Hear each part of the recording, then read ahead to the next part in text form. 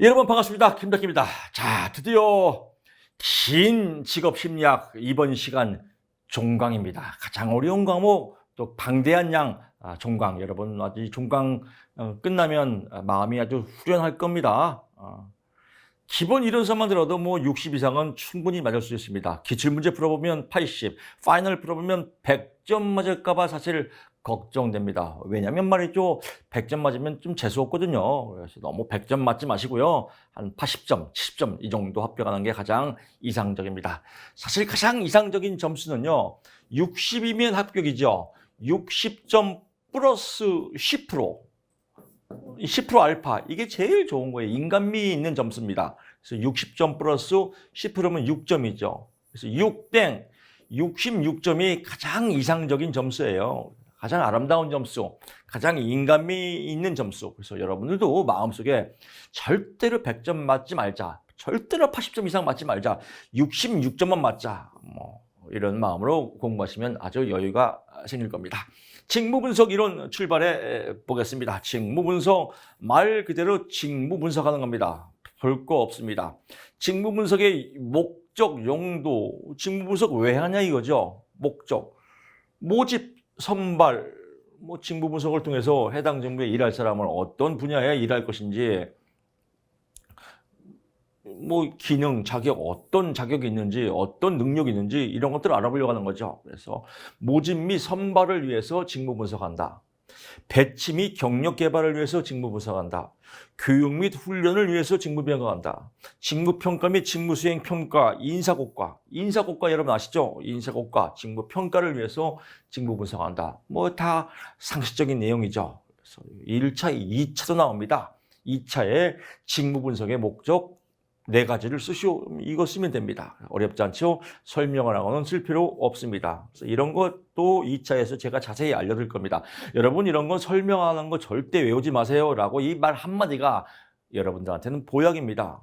쉽잖아요. 모집 및 선발, 배치 및 경력 개발. 이거 외울 수 있지 않습니까? 2차. 2차에 이렇게 쉽게 공부하기 위해서는 1차 필기를 반드시 붙어야 합니다. 그래서 여러분들 이런 내용들 다 아실 겁니다. 특별하게 공부할 필요가 없습니다. 뭐 안전관리 및 기타 작업 조건의 개선, 뭐 이런 것 때문에 직무 분석한다. 당연하겠죠. 상식적인 내용이기 때문에요. 굳이 외울 거 없습니다.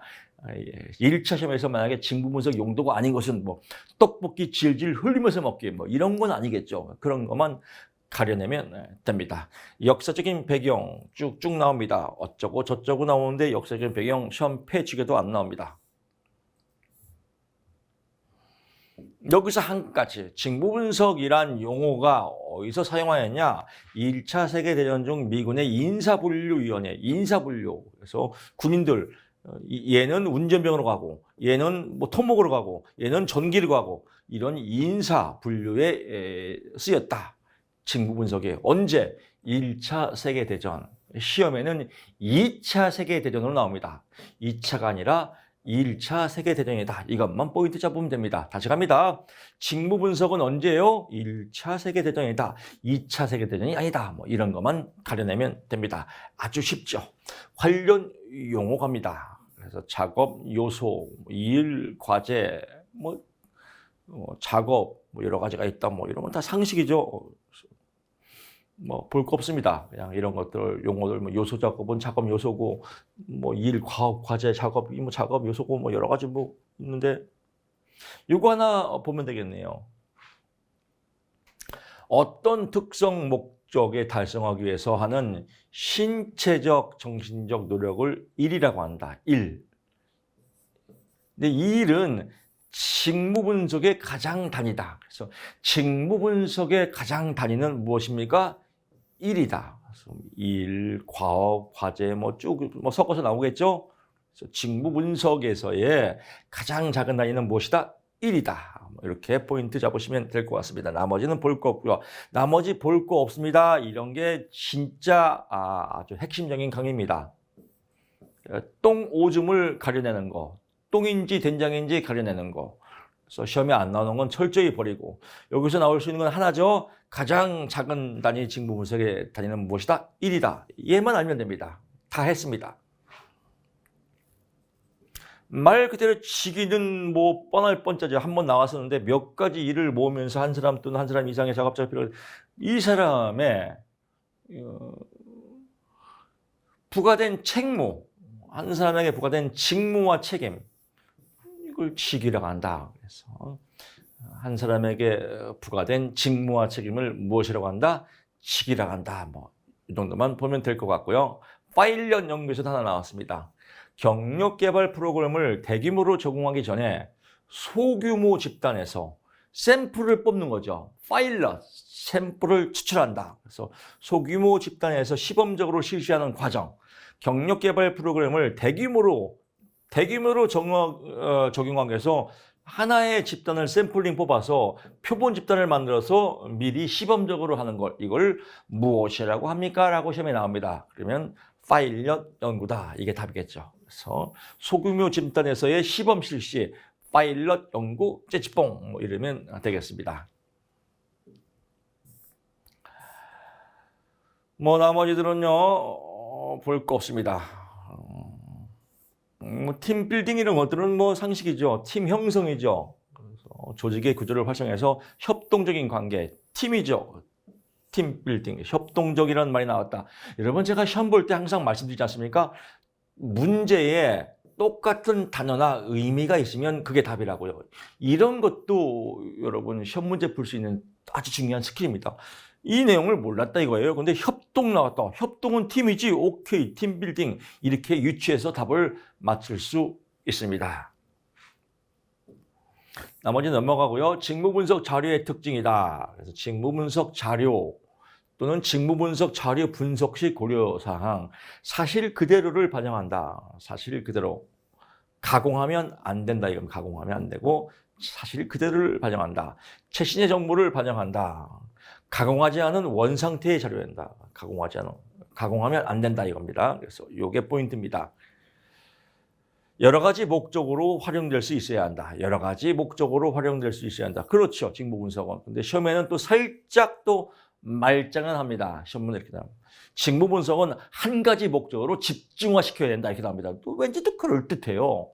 직무 분석은 한 가지 목적으로 집중해야 하는 게 아니라 여러 가지 목적으로 다각도로 활용할 수 있어야 한다. 그래서 포인트 말장난을 조심하셔야 됩니다.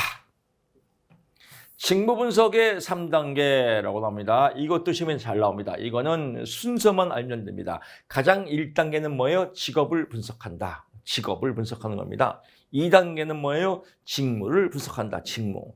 세 번째는 뭐예요? 작업을 분석한다. 그래서 가장 크기, 직업이 가장 크고요. 그 다음에 직무, 그 다음에 작업이다. 그래서 다음 중 순서, 직무 분석의 순서가 올바르게 이루어진 것은 직업, 직무, 작업. 이 순서가 시험 문제입니다. 또 한 문제 먹고 들어갑니다. 이런 거 다 필요 없습니다. 자, 넘기시고요. 직무 분석 절차. 뭐 이건 흐름을 파악하면 되겠죠. 첫째, 직무 분석의 목적을 결정하고 왜 직무 분석하는지 목적을 결정하고 배경 정보를 수집하고 배경 정보 수집. 또 직무에 대한 정보를 수집하고 이제 직무에 대한 정보를 검토하고 수집한 것을 직무 기술서 및 직무 명세서를 작성한다. 그래서 여기가 포인트입니다. 직무 기술서와 직무 명세서가 맨 마지막 단계입니다. 이게 중요한 겁니다. 시험에는 살짝 바꿔요. 직무 기술서 및 직무 명세서를 작성하고 그 다음에 직무 정보를 검토한다. 그러면 웃기지 마라. 우리 교수님이 그랬어. 직무 기술서 및 직무 명세서가 제일 막판 마지막이라고. 그래서 요게 제일 마지막에 온다. 이게 포인트입니다. 그래서 이 흐름들 목적을 결정하고 배경 정보를 수집하고 직무 정보 수집하고 직무 정보를 검토하고 그래서 이 흐름과 직무 기술서와 직무 명세서가 맨 마지막에 온다. 이 포인트 잡으시면 될 것 같습니다.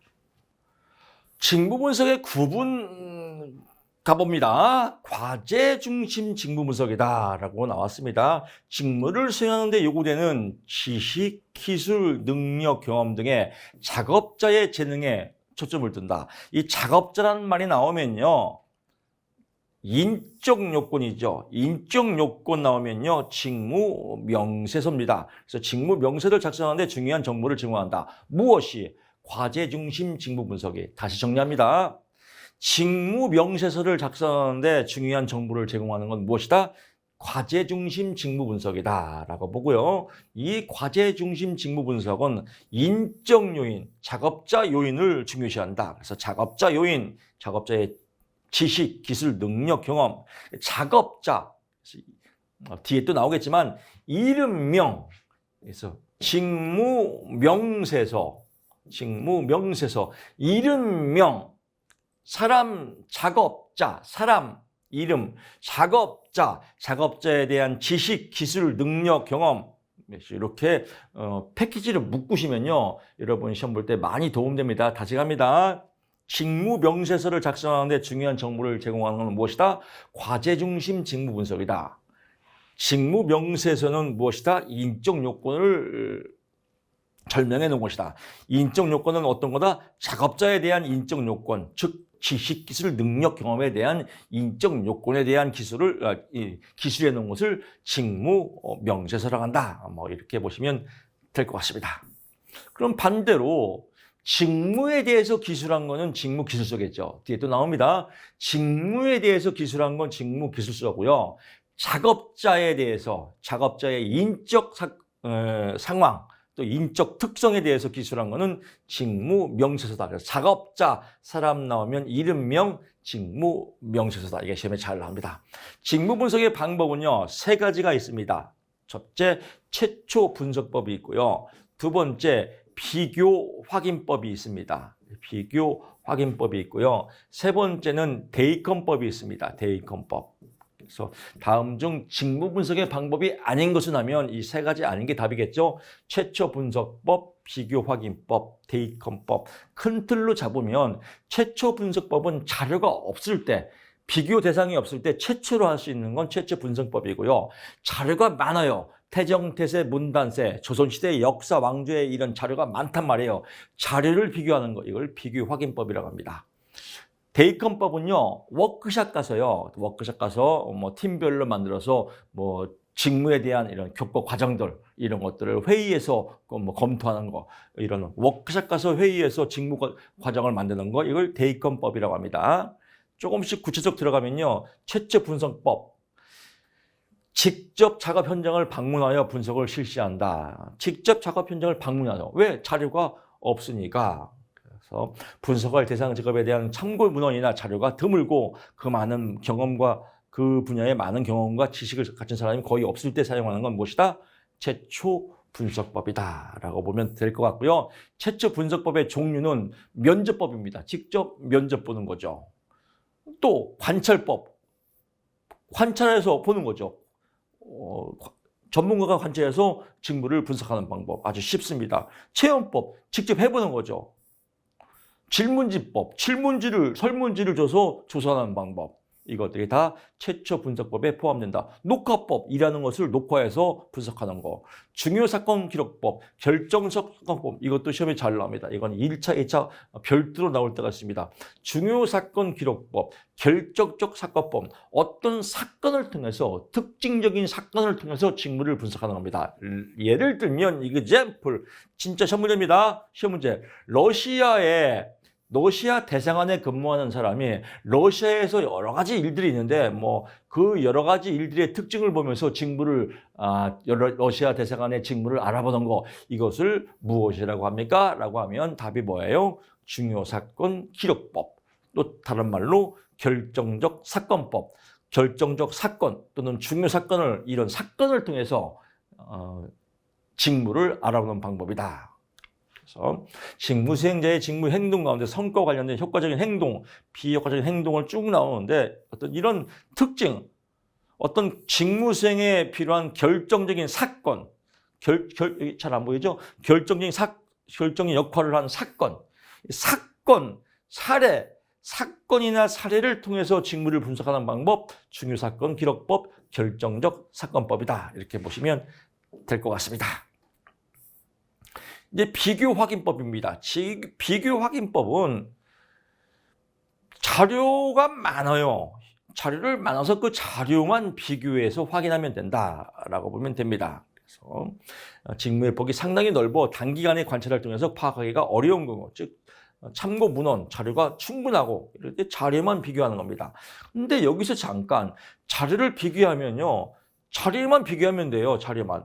뭐 태정, 태세, 문단세 여기 특징들 자료만 비교하면 되죠. 이거는 남자가 비교할 수도 있고 여자가 비교할 수도 있고 흑인이 비교할 수도 있고 백인이 비교할 수도 있고 기독교인이 비교할 수도 있고 불교인이 비교할 수도 있고 이건 다 그냥 비교할 수 있는 겁니다. 그래서 검사자의 상황적 영향을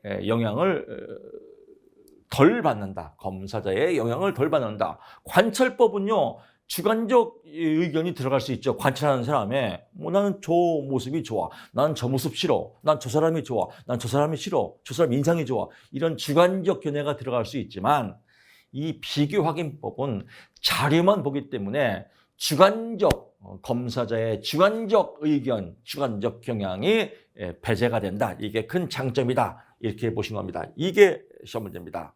그래서 자료만 보기 때문에 검사자의 주관적 견해가 들어가기가 힘들다. 예방하기가 좋다라고 보면 되겠습니다. 뭐 쭉쭉 나가고요. 좋습니다. 이 내용에서는 뭐 여러 가지 다각도의 내용이 있지만 뭐 시험 문제에 다이렉트로 보게 되면 다이렉트는 그래요. 비교 확인법의 장점은 뭐예요? 주관적 견해를 사경이죠. 주관적 견해를 예방하기가 좋다. 왜? 자료만 보기 때문에 라고 보시면 포인트 잡기 좋습니다. 대입법입니다. 교육과정 개발입니다. 교과 과정이죠. 그래서 워크샵 가서 뭐 교육 교과 과정 개발을 하는 겁니다. 그래서 시험 문제에 워크샵이라는 말이 나왔다. 또는 교육 과정을 개발한다. 워크숍에서 팀별로 자 A팀 만들어 보세요. B팀 만들어 보세요. 이런 것들을 만들어 보는 게 하는 거. 그래서 교과 과정을 만드는 거, 교육 과정 개발을 하는 거. 워크숍에서 이걸 무엇이라고 한다? 대입법이다 한다. 뭐 이 정도만 알면 될 것 같습니다. 나머지들은 뭐 볼 거 없고요. 뭐 18명, 12명의 분석 협조자로 구성된 대입법위원회가 사전에 준비한 개정안 이런 거 쭉 나오지만 그냥 워크숍 나오고 뭐 교육과정 개발 이 두 가지 나오면 답이 대입법이다라고 하고요.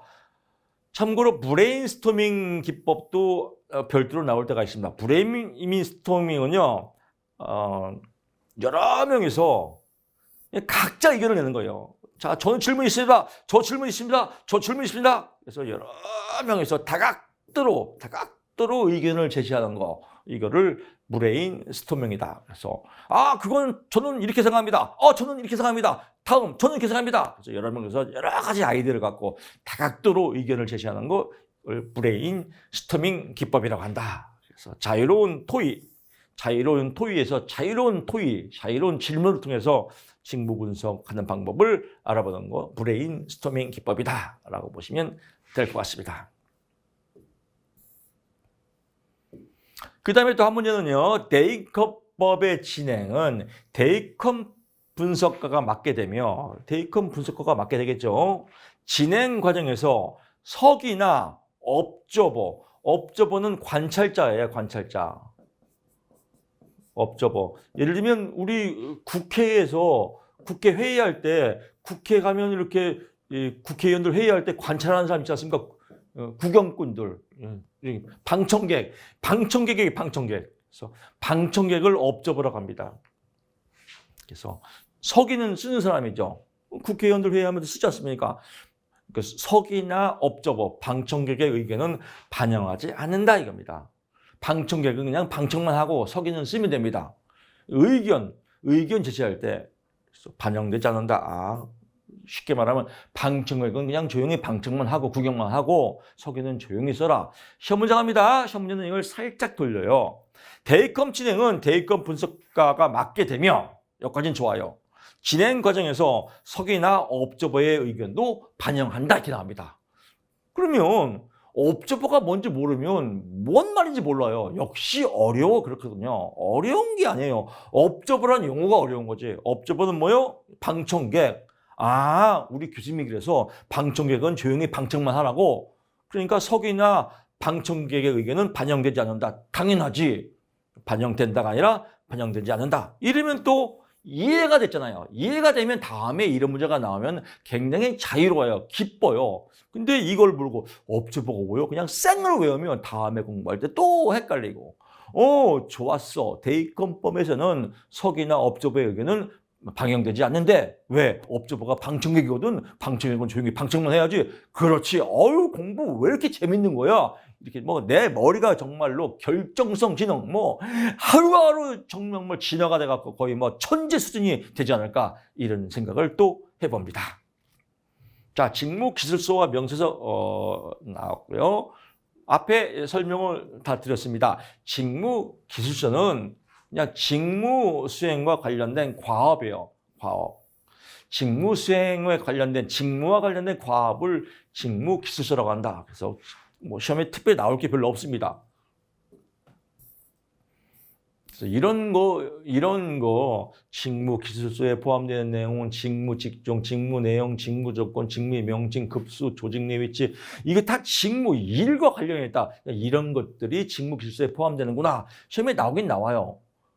그냥 직무와 관련되어 있으면 직무기술서구나 라고 해야 되는데 공부를 잘못 공부한 사람들은 직무기술서, 직무 직종, 직무 내용 이것도 또 다 외워요. 쓸데없이. 외울 필요 없습니다. 직무기술서의 작성 시 이상한 현재형, 시제, 현재형으로 쓴다. 쭉쭉 쓰는데 가급적 수량을 나타내는 용어를 사용해야 한다. 직무 일과 관계 있으니까 일 목표 달성도가 몇 프로냐, 직무 만족도가 몇 프로냐 이런 것들. 그래서 수량을 나타내는 용어를 사용한다. 시험에는 가급적 수량을 나타내는 용어를 사용하지 않는다. 또 이렇게 장난질하겠죠. 그래서 직무기술서는 주어가, 직무기술서는 가급적 수량을 나타내는 용어를 사용해야 한다. 왜? 직무와 관계에 있는 내용이기 때문에 직무를 비교해야 되니까 직무기술서는 직무를 비교해야 되니까 수량적 용어를 사용해야 한다라고 보면 될 것 같고요. 은어나 속어 등의 비일상적인 용어는 배제하고 직무 현직자의 친숙한 용어는 이건 당연한 거겠죠. 그 다음에 직무 명세서와 비교해서 많이 나와요. 직무 명세서는 이름명, 사람, 작업자. 그래서 직무 명세서, 이름명, 사람. 그래서 사람과 관련된 거, 작업자와 관련된 거, 종업원의 행동, 기능, 지식, 능력 등의 일정한 양식을 기록한 문서로서 직무의 성공적인 수행에 요구되는 인적 자원, 설명드렸죠? 똑같아요. 인적 요건, 종업원, 사람, 작업자 나오면 답이 직무 명세서다. 다시 갑니다. 이게 시험에 꼭 나옵니다. 직무 명세서, 이름명, 사람, 작업자, 인적 요건, 종업원의 행동, 기능, 지식, 능력 등을 평가하는 방법, 직무 명세서다라고 보시면 될 것 같습니다. 여기도 작업자라는 말이 나왔죠? 인적 자원 나왔죠? 좋습니다. 그래서 직무 명세에 포함되는 정보, 사람의 적성, 지식, 기술, 능력, 성격, 흥미, 가치 다 사람에 대한 내용입니다. 이런 것들 직무 명세서다라고 하고요. 직위질문지라고 합니다. PAQ라고도 합니다. 그래서 이건 영어로 나올 때 있습니다. 영어로 PAQ, Position Analysis Questionnaire라고 하는데 이거는 개인이죠, 개인. 그래서 직위 분석 질문지라고 해서 직무 분석을 사용하는 표준화됐단 말이에요. 그래서 표준화된 조사다. 여기는 직무 명세서를 기반으로 만들었기 때문에요. 작업자 중심 유형이다. 포인트 갑니다. 작업자 중심 유형의 대표적인 직무 분석 방법은 무엇이다? 직위 분석 질문이다. 다시 갑니다.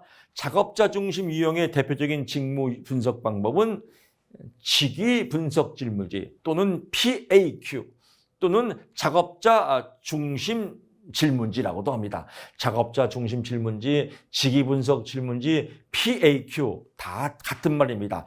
표준화된 검사이다. 가장 대표적인 표준화된 검사이다. 이게 시험에 잘 나옵니다. PAQ 작업자 중심 가장 대표적인 표준화 검사라고 보면 될 것 같습니다. 직무 명세서와 직무 기술서는 그냥 직무에 대한 내용이고 직무 명세서는 작업자, 인적 요건인데 직위 분석 질문이도 같은 맥락이다. 이건 질문지를 만들어 놓은 겁니다. 직무 명세서고 이건 지금 질문지입니다. 질문지인데 직무 명세서하고 일맥상통해요. 작업자 중심, 인적 요인, 표준화된 조사지, 검사지가 표준화되어 있다. PAQ 검사. 작업자 중심 직무 분석, 직무 명세서를 작성하는데 중요한 정보를 제공한다. 작업자 중심 직무 분석은 직무 명세서 같은 맥락이니까요. 작업자 중심 직무 명세서, 인적 요인, PAQ, 표준화 검사 요 내용들이 쭉 나오면 어떤 문제가 나와도 전부 다 맞출 수 있습니다. 나머지 예를 들면 직무 수행에 필요한 6가지 지번, 정보 입력 이런 것들 외우면 공부 미쳐버려요. 외울 게 끝도 없어요. 이런 것들 다 버리세요. 다 버리고 그냥 이렇게 쭉 나오죠. 인간적 요건. 이게 인적 요건 아니에요. 인간적 요건, 이름명, 직업 명세서, 직무 명세서, 직무 명세서를 만들기 위한 직위 분석 질문지, 작업자 중심, 표준화된 검사, 표준화된 조사지. 표준화된 조사지는 뭔가 조사지가 딱 데이터가 딱 표준화되어 있단 말입니다. 1번은 2번은 이렇게요. 그래서 가장 대표적인 표준화된 질문지는 무엇입니까? 답이 PAQ 이렇게 시험에 나옵니다. 2차에는 안 나와요. 직무 평가의 방법입니다. 평가의 방법은 서열법. 그래서 서열로 쭉 나눠서 하는 거죠. 그다음에 분류법, 분류해서 알아보는 거. 점수법, 점수에서 알아보는 거. 요소 비교법. 그래서 여러 가지 요소들을 뽑아서 알아보는 거. 이게 제목만 보시면 됩니다. 중요한 거 별로 없습니다. 평가의 방법, 서열을 통해서, 분류를 통해서, 점수를 통해서 요소 비교, 여러 가지 요소를 뽑아서 평가하는 것이다라고 보면 될 것 같습니다. 자, 이제 경력 개발 갑니다. 경력 개발, 경력 워크숍입니다. 경력 워크숍은 뭐예요?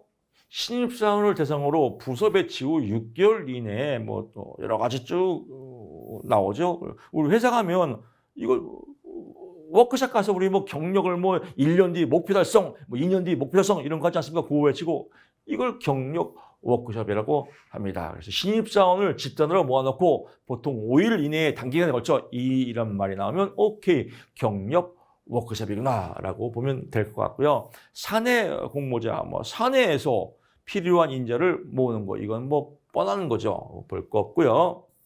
평가기간 한 문제 나옵니다.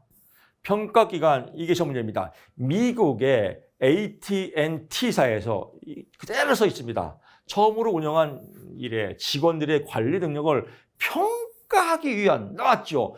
평가 나왔네요. 평가, 찌찌뽕. 이게 답이에요. 답 1번입니다. 항상 1번이에요. 나오면 1번, 안 나오면 안 나옵니다. 다시 갑니다. 미국 AT&T사에서 처음 운영한 일에 직원들의 관리 능력 평가에서 평가 나왔네. 답이 뭐예요? 1번의 평가 기간이 답이다. 나왔으면 좋겠으면 안 나왔으면 좋겠으면 나왔으면 좋겠죠. 이렇게 쉬워요. 근데 또 모르는 분들은 평가 기간이 영어 외우고 게토레이 미국의 AT&T사는 또 어디에 있어? 또 찾아보고 또 미국 지도 찾아보고 이거 다 여기 답 나왔으니까 이건 필요 없겠죠. 할 필요가 없죠. 그래서 평가 나오면 평가 기간 정답 1번이다. 이걸 믿으셔야 돼요. 믿음 천국 불신족. 믿으면 합격이다. 훈련 프로그램 당연히 훈련하는 거죠. 후견인 프로그램 당연히 후견인 프로그램 하는 거죠. 직무 순환 프로그램. 직무 순환은 말 그대로 직무가 돌아가는 겁니다. 어떤 사람이 A라는 직무도 하고 어떤 사람은 B라는 직무도 하고 어떤 사람이 C라는 직무도 하고 그러면 직무를 여러 가지 경험해 보면 그만큼 직무 능력이 경험을 많이 하니까 올라가겠죠. 그래서 다양한 직무를 경험하게, 종업원의 다양한 직무를 경험하게 이런 말이 나오면 답이 뭐예요? 직무 순환 프로그램입니다. 아주 간결합니다. 의외로. 다시 갑니다. 시험 문제 종업원의 다양한 직무를 경험하고 다양한 직무를 경험하고 순환해야지. 직무 순환 프로그램이다 라고 보시면 될 것 같다. 다 했습니다. 여기 또 후견인 프로그램. 후견인 프로그램이 뭐예요? 우리 많이 하죠. 멘토다. 그래서 멘토십 시스템이다. 그래서 상사가 또 부하 직원에 이렇게 멘토해갖고 뭐 잘 이끌어주는 거. 이걸 뭐라 그래요? 후견인 프로그램 또는 멘토십 시스템. 쉽지 않습니까?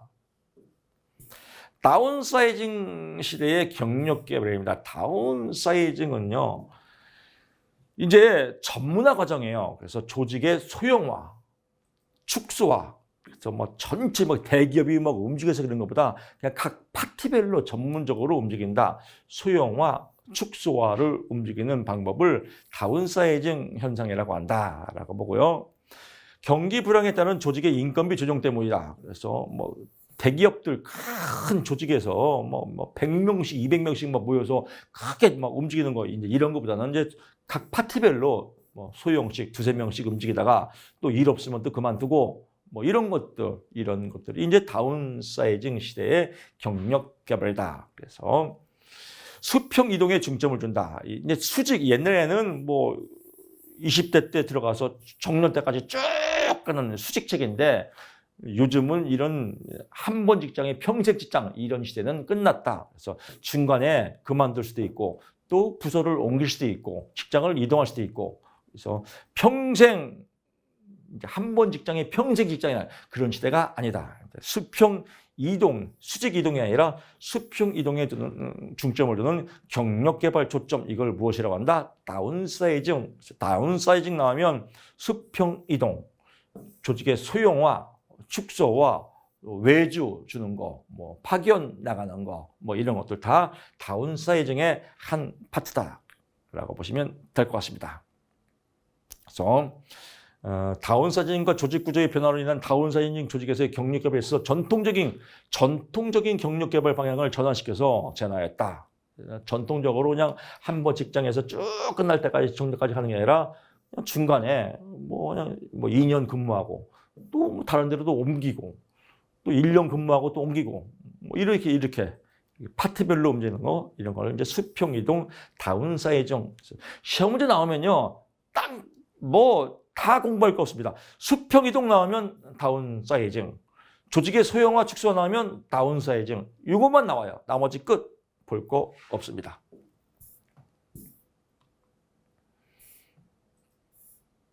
다운사이징 시대의 경력 개발 방향은 다운사이징 시대는 장기 고용이 어려워. 평생 직장이 아니죠. 고용 기간이 점점 짧다. 단기별로 간다. 이렇게 시험 문제입니다. 다운사이징 시대의 특징에 옳은 것은 장기 고용이 어렵고 고용 기간이 점차 짧다. 그렇지. 이게 옳은 거예요. 시험 문제입니다. 경력 개발 다른 부서나 분야에서 수평 이동. 수평 이동에 중심을 두는 건 무엇입니까? 다운사이징. 그렇습니다. 기술 제품 개인의 숙련 주기가 짧다. 경력 개발은 단기. 그래서 짧게 탄력적으로 움직이는 것 다운사이징이라고 보면 될 것 같고요. 경력 개발 단계입니다. 초기 경력 개발 단계가 있고요. 초기 다음엔 중기가 있겠죠. 그 다음에 또요 말기가 있겠죠. 그래서 초기 경력 단계에서는 처음에 하는 건 경력 워크숍이죠. 그래서 경력 워크숍, 인턴십, 사전 직무 안내, 후견인 프로그램, 종업원 오리엔테이션 이건 초기에 한다. 그래서 경력 워크숍, 인턴십, 사전 직무 안내, 후견인 프로그램, 종업원 오리엔테이션은 초기 경력 개발이다. 이것만 알아두시면 됩니다. 나머지 볼 거 없습니다. 중기 가봅니다. 중기 여러 가지 내용 나오지만 볼 거 없고요. 펠트만 몰라도 됩니다. 그래서 중기에서 할 수 있는 거는 별로 없어요. 여기 나오네요. 특정년. 중기는 중간 계급이죠. 중간층 직장에서 보면. 그래서 경력 상담, 직무 순환 제도, 직무가 여러 가지 직무 돌리는 거죠. 또는 최신 첨단 기술이나 특정 전문 분야 교육 훈련. 이제 중간 간부들이 이렇게 특정 전문 분야의 교육 훈련을 하고 직무 수단하고 경력 상담한다. 이건 중기에 해당되고요. 말기, 막판이죠. 은퇴할 때죠. 그래서 막판에 할 수 있는 건 뭐예요? 은퇴 예정자를 대상으로 하는 은퇴 전 프로그램.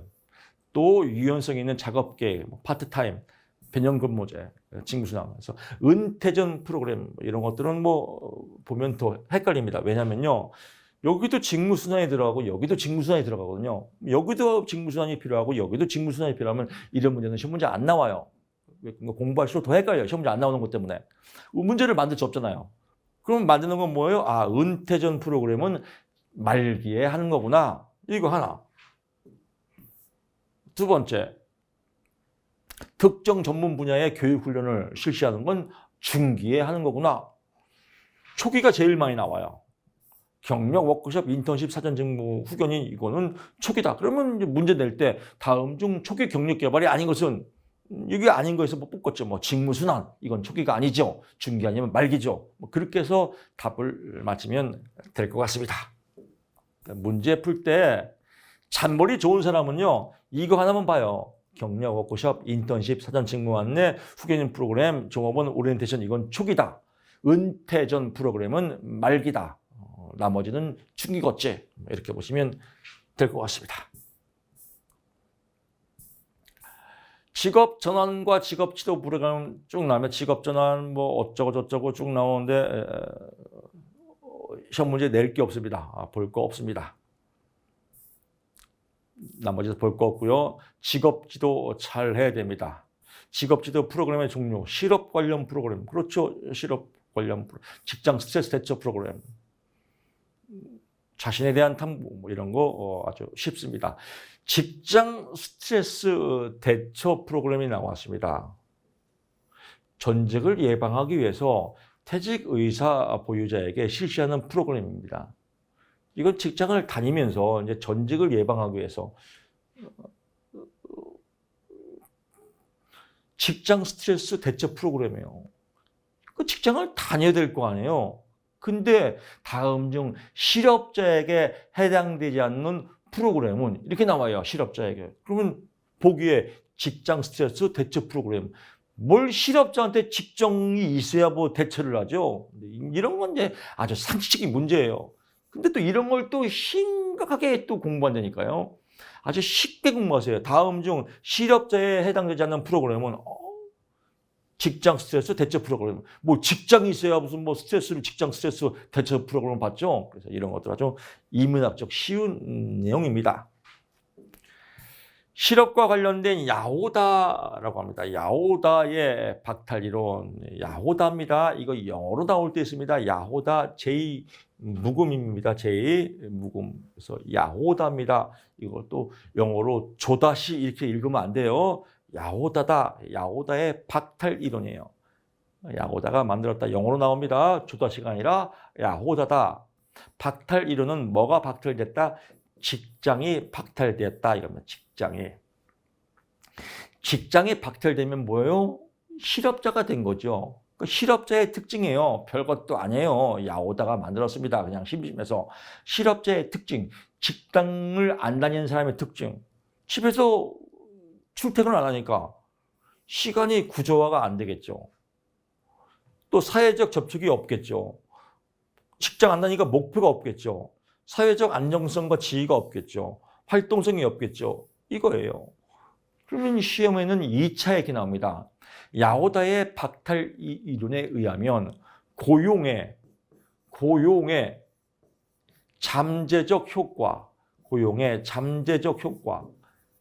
고용 직장을 다닐 때의 잠재적 효과, 이게 답이겠죠. 즉 쉽게 설명하면 직장을 다닐 때 좋은 점이 뭐냐 이거예요. 아, 출퇴근이 가능하다. 시간이 구조화된다. 사회적 접촉이 가능하다.